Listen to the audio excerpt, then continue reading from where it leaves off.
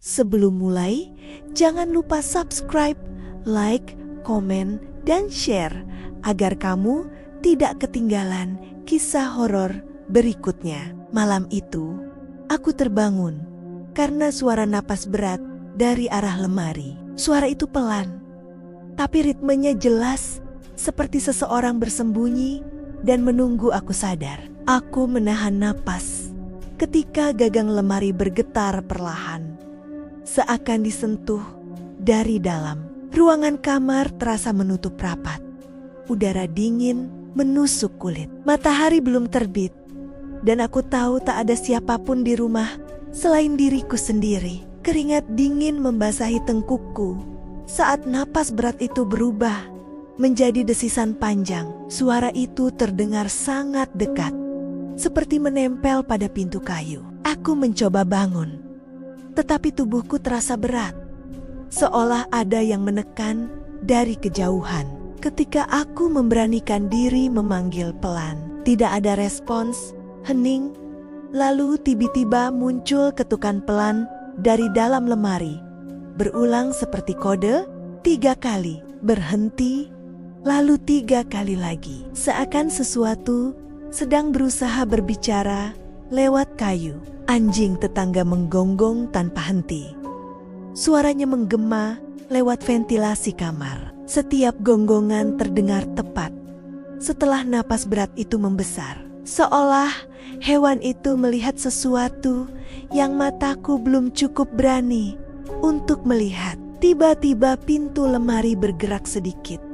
Hanya beberapa senti, tetapi cukup membuat celah gelap terlihat.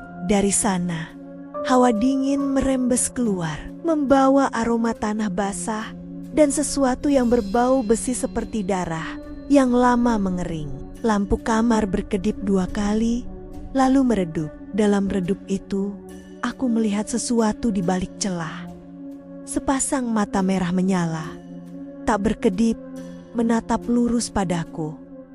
Tatapan itu tidak marah, tapi lapar, seperti menunggu momen yang tepat. Napas berat yang tadi samar berubah semakin cepat, seolah makhluk itu tahu aku melihatnya. Suara gesekan kuku panjang terdengar menelusuri sisi dalam pintu lemari, membuat bulu kudukku berdiri hingga ke tulang belakang. Aku beringsut mundur ke ujung tempat tidur, tetapi tatapan itu mengikuti setiap gerakanku. Mata merah itu naik sedikit, lalu turun, seperti kepala besar yang tengah menunduk dan memiring, mengamati tubuhku dari sudut gelap yang sulit dijangkau cahaya. Saat keberanianku hampir runtuh, lemari kembali bergeming. Celah itu melebar beberapa inci, memperlihatkan bayangan besar dengan garis rahang tajam.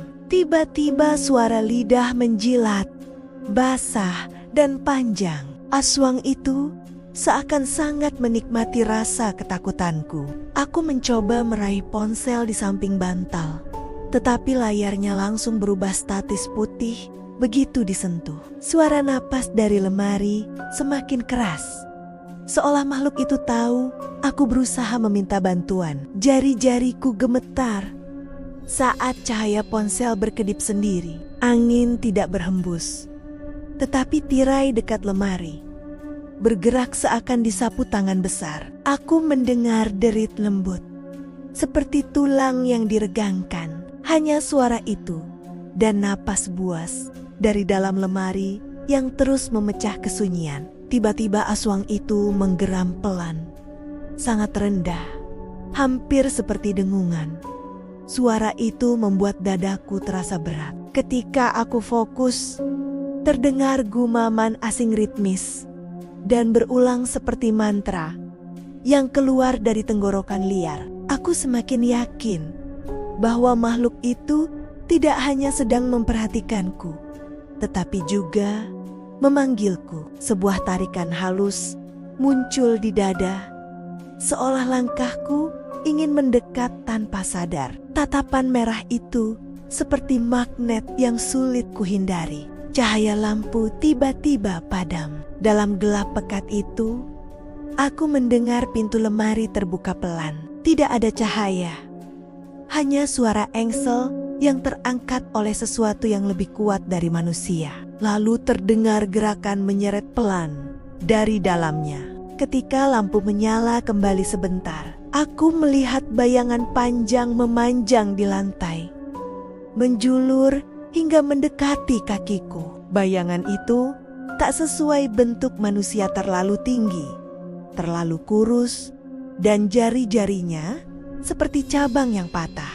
Aku ingin berteriak, tetapi suaraku tak keluar. Aswang itu sekarang sebagian tampak dari balik pintu lemari. Gigi-giginya panjang dan runcing, memantulkan cahaya redup. Ia mencondongkan kepala, mempelajari ketakutanku dengan sabar mengerikan. Napasnya semakin berat, terdengar basah, seperti paru-paru yang dipenuhi cairan. Setiap hembusan membuat udara kamar tampak berembun. Matanya bergerak ke kanan dan kiri, memindai ruangan, lalu kembali terpaku, tepat ke arahku, tanpa kelopak mata berkedip. Saat aku mundur lebih jauh, tempat tidurku bergetar perlahan, seakan makhluk itu menyentuh kaki ranjang dari bawah. Getaran itu merambat hingga tulangku. Aku tahu Aswang tidak hanya berada di lemari, sudah memenuhi seluruh ruangan. Tiba-tiba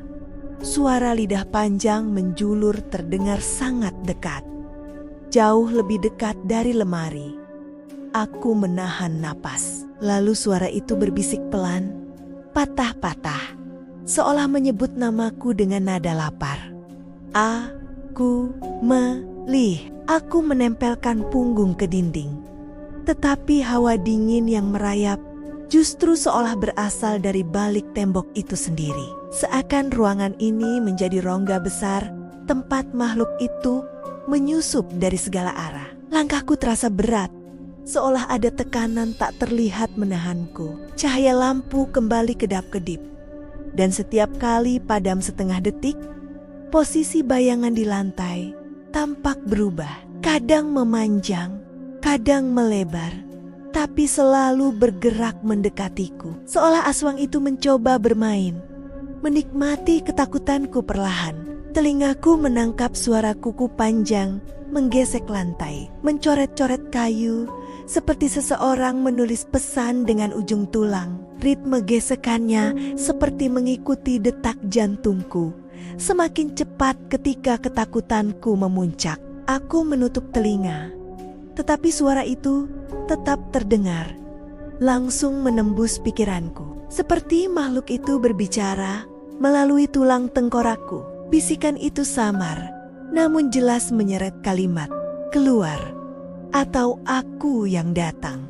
Saat aku melirik ke arah lemari, pintunya kini terbuka lebar, padahal sebelumnya hanya menganga sedikit. Bau busuk menusuk seperti daging yang lama tak terkubur. Dari kegelapan lemari, sepasang mata merah itu muncul lagi lebih dekat dari sebelumnya.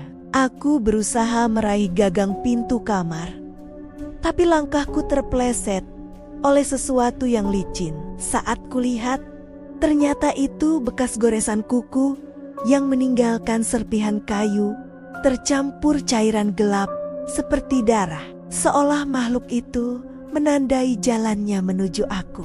Dari lemari terdengar suara tubuh meluruskan diri retakan tulang yang panjang dan tidak wajar. Lalu tangan kurus, pucat, dengan kuku hitam panjang muncul perlahan, meraih sisi pintu. Jari-jari itu bergerak gemetar, tetapi terasa penuh niat. Makhluk itu bernafas keras, dan setiap hembusan terasa seperti angin panas yang menekan dadaku. Ketika kepalanya muncul, rambutnya kusut panjang, menutupi sebagian wajah. Namun senyuman bengkok dengan gigi runcingnya tampak jelas meski cahaya redup. Aku mundur lagi hingga lututku menabrak kasur. Saat itu, lampu mati total.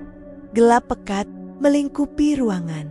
Tapi di dalam gelap itu, aku melihat dua lingkar cahaya merah yang berdenyut. Makin lama makin besar Aswang itu bergerak cepat ke arahku. Dalam gelap, Aku merasakan hembusan napas tepat di wajahku.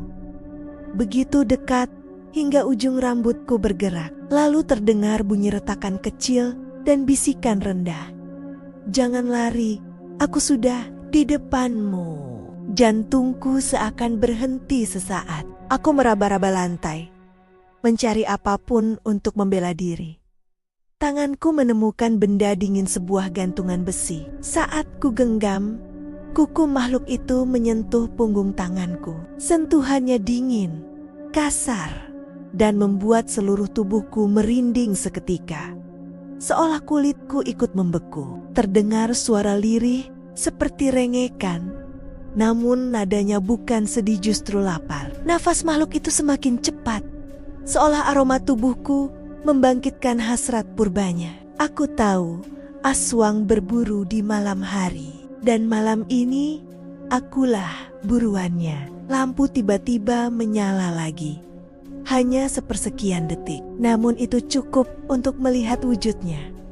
Tubuh kurus memanjang, kulit abu pucat menempel pada tulang, dan mata merah yang tak berkedip. Lalu lampu padam kembali, meninggalkanku dengan bayangan itu di kegelapan.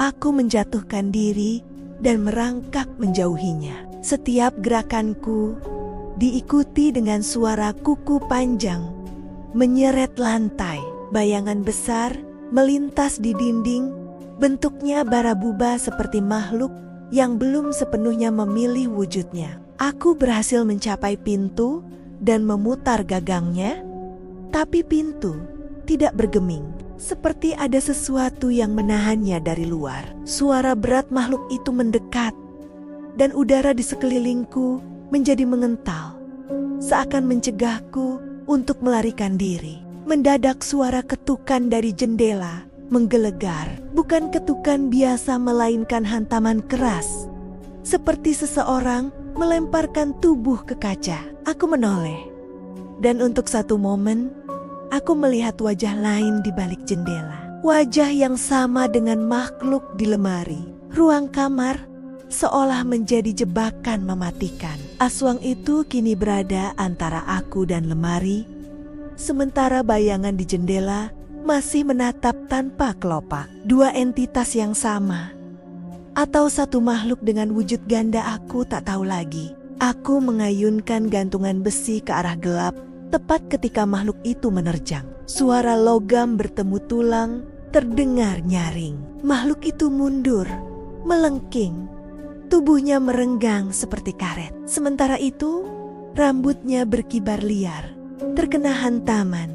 Kesempatan itu kupakai untuk memaksa pintu. Dengan seluruh tenaga, aku menabraknya. Pintu terbuka, dan aku terjatuh keluar kamar. Di belakangku, makhluk itu melengking lagi. Suaranya bergema di lorong suara yang bukan berasal dari dunia yang sama denganku. Saat aku berlari keluar rumah, napasku masih tersengal. Namun satu hal terasa jelas. Sejumlah tempat memang tidak ingin dihuni manusia. Bukan karena bangunannya menyeramkan, tetapi karena ada ingatan yang tidak pernah pergi. Kadang, makhluk itu bukan muncul untuk membunuh, melainkan untuk memperingatkan bahwa ada luka lama yang belum diistirahatkan. Apapun yang tinggal di lemari itu mungkin hanya ingin dilihat agar akhirnya bisa dilepas.